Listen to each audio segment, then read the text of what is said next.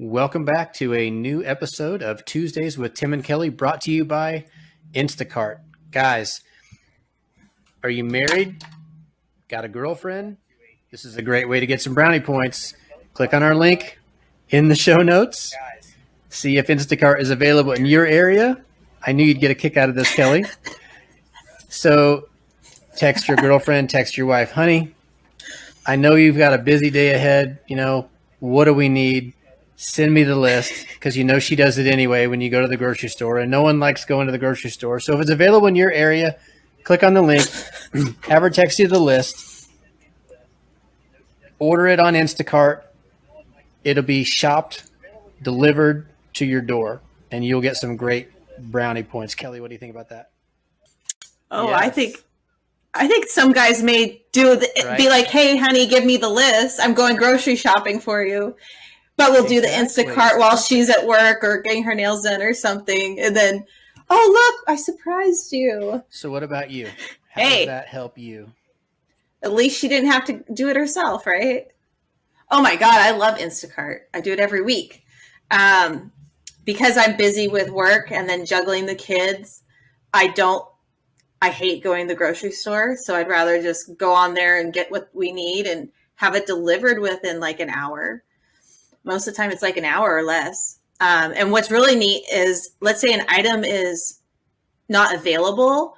When you do your initial setup, they'll ask you to approve what they recommend as a substitute.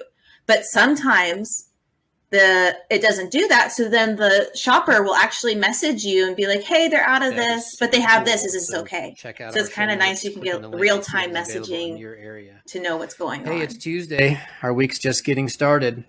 So we're going to talk about, several things that are involved in your business. And the first thing we're going to discuss is some challenges. What's challenging you in your business this week? And if there's something challenging you, hit us up on our Facebook page, Talking Pools, and let's talk it out. We want to know, what kind of challenges you're up against. Kelly, what's challenging you in your business? This week, it's being able to get everything done because my kids were sick for 2 days, and so I couldn't go to work. I think one thing that benefits me is, again, I don't have to worry about the route, but I schedule only so many repairs per day.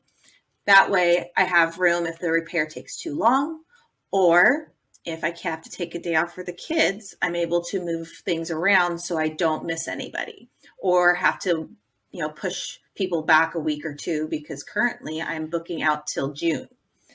So I definitely don't want to be missing people and making them wait. But to be honest, I have 3 How about you, Tim? Just got wrecked. So they're kicking my what, and I'm just hoping to get through this next week, get them back on track, because it's been a couple weeks. And this is kind of a lesson for me. Don't go I'm all over the place. I need to tighten my routes, and so that's one of the things that's kicking my butt too, because there's no opportunity. You keep tight routes, you can maybe hit those pools again a second time, the next day, because sometimes it needs that. But if you can't make it back, it makes it difficult. So that's been a challenge for me. And I hate beating a dead horse, but damn, chemical prices and gas prices, oh my God. So Texas, we were at $3.85 on Monday, $3.75 on Monday, and now we're pushing $4.30. I just came home tonight, $4.30. Diesel's almost $6. What's it like in your area? Oh, you don't want to know. What are you running? I paid $175 today to fill up my tank. And I have to fill my tank up twice a week. Yeah. I have an F-150. I was just going to say. Like a 2006. I'm not into buying new vehicles and destroying them. But, to be honest, no, it's not that bad. I need a lot of room. That's awesome. Extended cab. And I need room for my kids. I was just going to say, I feel for the guys. So I have the extended cab. Tritons or Hemis or F-150s. Sorry. I run a little 4-cylinder Nissan van, so. Yeah. No, but honestly, I I looked at smaller vehicles when I first started, and I'm like, this isn't going to be big enough for me because I was doing, cleanups and service and repairs. And I'm like, this little tiny bed's not going to hold everything. So I'm going to have to stop at the house multiple trips to dump stuff off and put new stuff in. And I don't have that kind of time as a mom. So I was like, I'm sorry, I need the big truck. And I think I'm used to it. But when I saw $175 today, I'm like, and had to pick a up year kids from ago it was like school and $100 take to kids fill up my school. tank. And I remember those days of driving, and we'd go camping a lot, tent camping. So it was the vehicle for everything, for my work, for my personal use, and we'd hook up a camper and load up the bed and go camping on the weekends. So I get that. Now I'm just driving a little Nissan 4-cylinder van, and oh my God, I posted like something about my little van on Facebook on a pool site, and two people were like, you're gonna die. You have the kiss of death. One said, I'm gonna die from the fumes, and the other one said, I'm gonna die in an accident. And then she came back and said, oh, I'm sorry, I didn't really mean to wish death on you, but yeah, it's gonna happen. I know. I've been running vans for 30 years almost, and that's so messed up. So often I've got chlorine in my veins. Everybody tells me to get a van now that I'm doing repairs. Like, you don't need a truck, get a van. But I'm like, okay, what if I though need to like haul a heater or something? Like, my dad has a van, and how he gets the heaters in the back of his van to go dump in his dumpster, I don't know.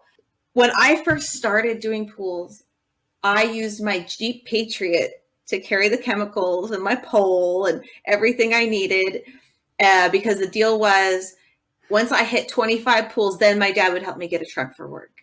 So I ran that thing for like 6 months. I still have the Jeep as my private car, but like, I know a guy, when he first started, he used his Tesla. Yes. Not the truck, his Tesla 2-door car.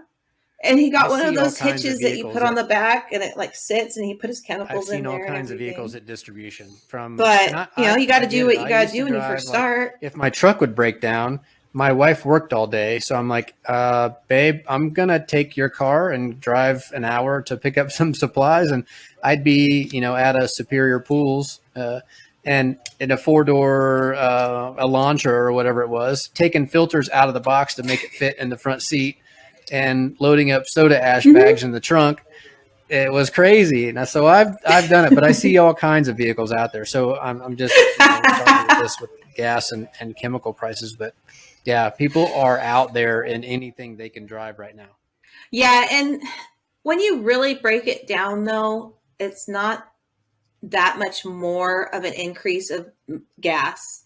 Like, yes, you get that sticker shock, but when you break it down to, how many miles per gallon you're getting, it's, maybe 10 cents more, 20 cents more, depending on where you are.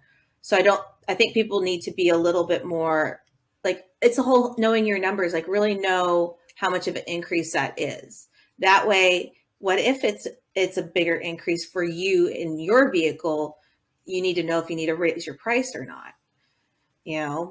Maybe my hourly rate needs to go up a couple bucks to make up for that gas increase. When we just talked about some of the things that are challenging us, gas, chlorine, and acid just went up again this week for me anyway. I don't know what everybody else is paying, but I've gone through a couple price increases to account for all of that stuff, and there might be another, who knows? But one thing I did do, Kelly, and I want to thank you for this. A while back, you talked about setting limits, and I did that instantly, and setting limits on how much, chlorine, acid, and tablets you're using per visit. So that's helping as well, try to curb some of those costs. So that was a great idea.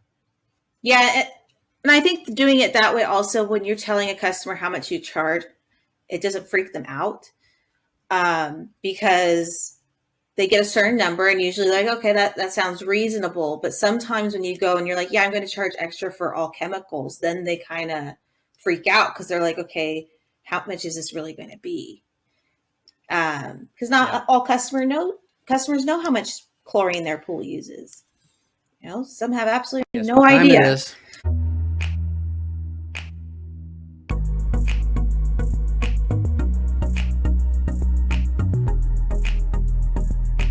Are you a business whose market is swimming pool service professionals? Place your ad here. Send an email to talkingpools@gmail.com to find out how.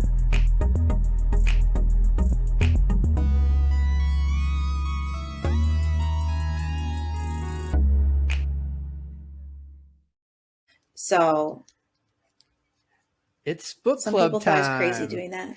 Our last episode, we talked about coming out with a book club. So What time is it? We got a couple book recommendations. What do you Yay! So before I say what I got, I had done some reading about ways for me to relax and enjoy life, not always be like go, go, go. And I read how reading actually will help your health, not just your mind, but your body, because you're kind of shutting down and just focusing on something that's not your everyday. So it has a lot of like health benefits, not just reading helps me get to something sleep. to do. So I thought that was a nice I use little it that way, yeah. tidbit. A book that I'll do it while I'm riding my stationary bike in my living room. Is that on YouTube? That way I'm getting some exercise. You riding your bike? Not just vegging on the TV. No. All right. No. Hey, I got kids. I can't always make it to the gym. But the book I'm recommending that I've really enjoyed, it's not a very long book. You can also get it on Audible, so you can listen after you listen to our podcast while you're doing your pool route. And it's called Lead with Humility, 12 Leadership Lessons from Pope Francis. I think sometimes we forget about being humble and not always selling ourselves. And so sometimes we have to be reminded. A couple of the lessons was you have no room to judge. You don't know what other people are going through and what's put them in their situations. And so passing judgment on them can hinder you having a good relationship with that person. It could be your employee, for example. I really liked that statement, but it's about how Pope Francis has led the Catholic Church with that being humble in mind, and so that he's not viewed as this dictator. Sounds like a leader. great read. He's more of part of the common people. All right, so I've got I've got a book called Profit First, and what Kelly, do you read? Our last episode, you recommended some of the things we could do to know our numbers in our business, and one of the things you recommended was taking an accounting class. So accounting classes are going to teach you one way of accounting. Sales minus expenses equals your profit, and that's how you pay yourself if you've got any money left after you pay all your bills. So Profit First kind of flips that idea, and sales minus profit equals expenses. So it's about profit first, paying yourself first. So taking that general accounting practice and flipping it upside down, we want to pay ourselves first. Man, today I was thinking I'm out there, it's 100 degrees outside. We do hard work, hard labor. We're out all day. We deserve to get paid first. So Profit First teaches that idea of paying yourself first. And it does require you opening up multiple accounts. So not just having your general revenue checking account that everybody runs on, but adding to that 4 additional savings accounts and allocating money. So every time you get paid, so twice a month, you would send money, divert money automatically to a tax account, to a profit account, to different accounts, and Profit First really covers that. And I think we'll do a deep dive on some accounting practices later. And just to we're not accountants, we're not tax advisors. I do recommend, if you're going to read something like this to know about your business, talk to your accountant about it. Talk to a professional that's licensed in that area. So it's a great book to kind of turn your business around, to learn how to pay yourself first. I know I've been in trouble, when I first started back in the early 2000s, 99, running my own business, my own pool business, starting that, and getting into some tax trouble because, you pay your bills and what do you got left? After that, trying to pay yourself, pay your taxes and learn all that. So I myself got into a little bit of trouble, got out of that. So I've kind of learned to allocate money towards that and account for that. I have several friends that talk to me this year and say, oh my God, I had to pay, I got a $14,000 tax bill and I don't have the money. maybe some of you are in that position or were in that position since we're past that. But this book kind of teaches you to pay yourself and account for those expenses. So great read. I highly recommend it. Check in our show notes. There'll be a link in there. And if you guys would like to talk about it with us, again, we can always post something in our group, and we can, or if you have some, go and see how everyone liked it. Put on the podcast, put them on our social media, and give us some recommendations. We love feedback. It's not all about business, right? What do we do for fun? What are you doing for you? What are you doing for your? Go ahead. There's such thing as me. I had 2 customers. It's not text just me go to work and answer the phone for the customers o'clock. all day, all night. You know, I didn't respond because you got to set limits, right, Kelly? Yes, I'm working on that. No, but we really do have to do stuff to take care of ourselves and be present with our family. That's taking care of your physical health. Yes, so I try to. Well, not just your physical health, it also benefits your mental health as well. I found that when you work out, if it's riding a bike or walking the treadmill or going on a hike, it kind of lets you be just more present in what you're actually doing and calm down and, maybe get a little bit of that extra, whatever you're feeling in your body. The more regularly I do it, the better I feel and the better I function at work. And then also, that gives me more time with my kids. So I try to put on my calendar every day 30 minutes for exercising. If it's going to the gym or doing my stationary bike because I have the kids and I ran out of time, at least I always have that 30 minutes. Believe me, it's made me a lot calmer, not so uptight and tense and just stressed out. I don't do enough. And so that's kind of why I brought this up. What do you do for you? To start doing things for me. I love being on the water. So I'm going to take my family down south to the beach, down to South Padre Island and spend some time on the beach this weekend and maybe next weekend, but it's Memorial Weekend. I'm sure it'll be slammed. It'll be packed this weekend, but not nearly as bad as next.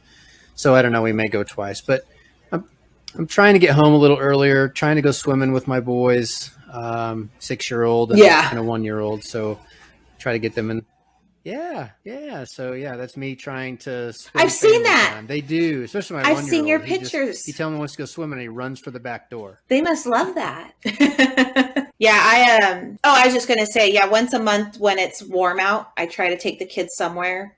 If it's like a day trip to the beach, which we recently did as a reward for Max for behaving in school and participating.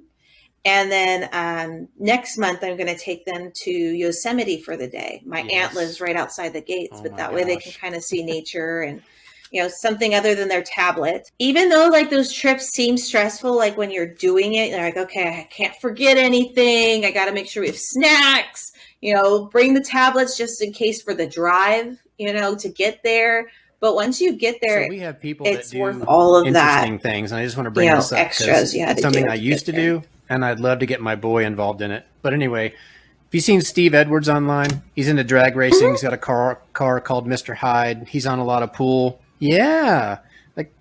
I love that guy. I mean, I don't even know him. I've never talked to him. Oh, yeah. His racing and his videos and drag racing. I didn't drag race, but my dad and I, when I was younger, 14, 15, 16, we used to race a road course, Corvette, and we'd trailer it all over, Indiana, Illinois, up north in Michigan. And it was just super fun. And that's kind of the best times that I remember spending with my dad. But I'd love to get my boy involved in go-karting because we have a go-karting racetrack like 25 minutes from us. So I might start that up. So that might be something we can do together. Ooh. I know. I might love it. I might have to race with him. Oh, he will love that. Oh, yeah, he'll love that. Oh, well, yeah. That's right. So what's he going to do? It by himself at first? You got to teach him how to drive the car, so he doesn't crash it. His room. So I'd have to teach him. Look, even though he'll probably love crashing it.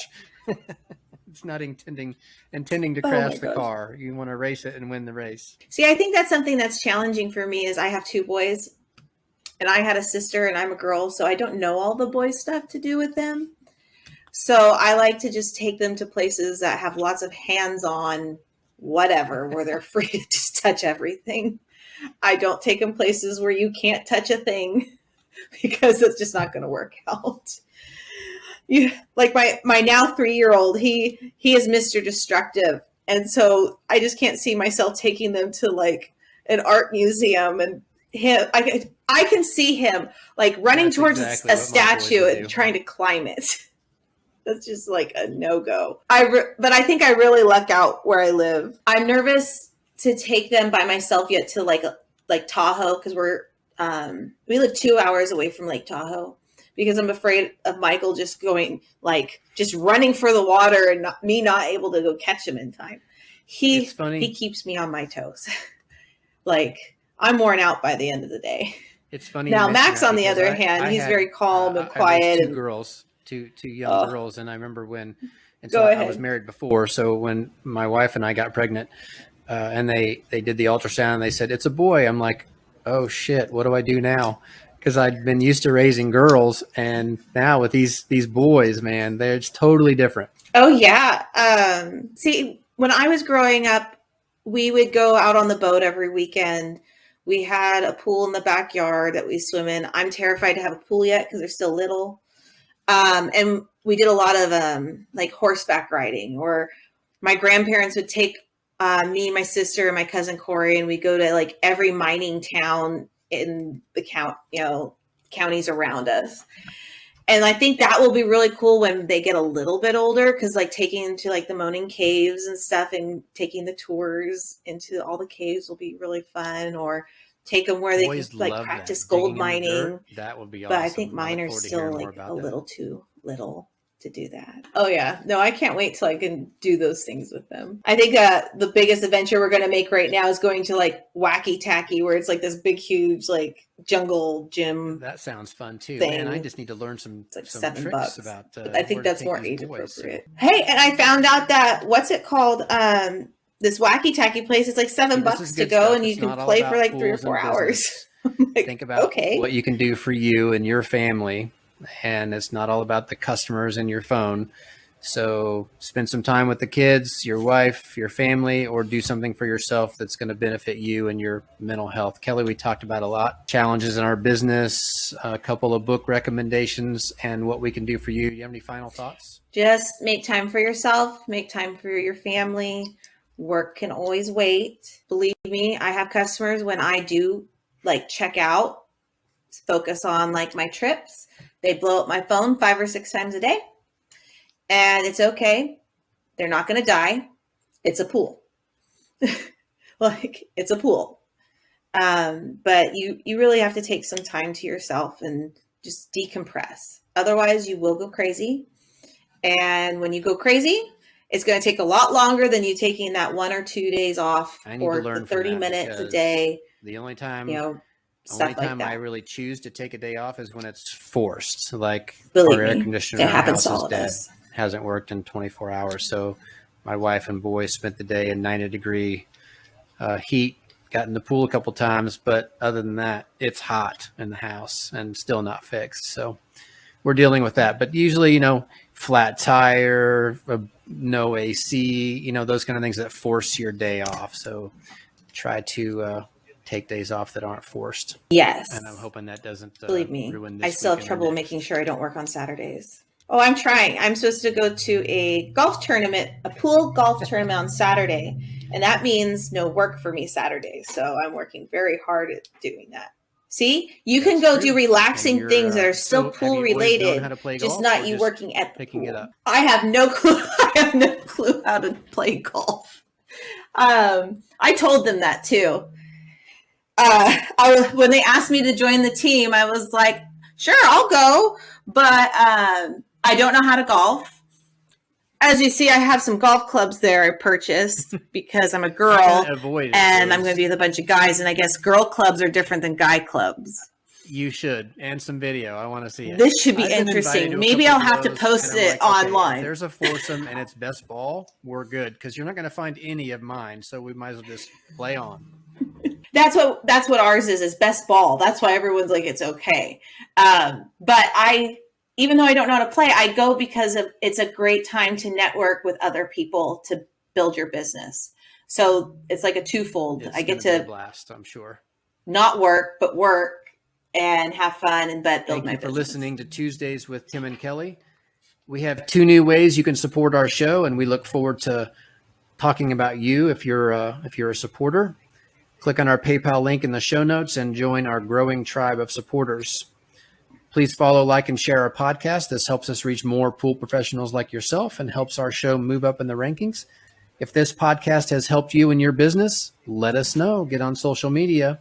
Tell us about books you might want to recommend or what's challenging you in your business, or post some pictures of what you're doing for you and your physical and mental health. Email us at talkingpools@gmail.com. Don't forget our show survey. It's in the show notes. It only takes a few minutes, and we want to learn from you and how we can provide you with better content. Thanks again for listening to Tuesdays with Tim and Kelly. We'll see you on the next show.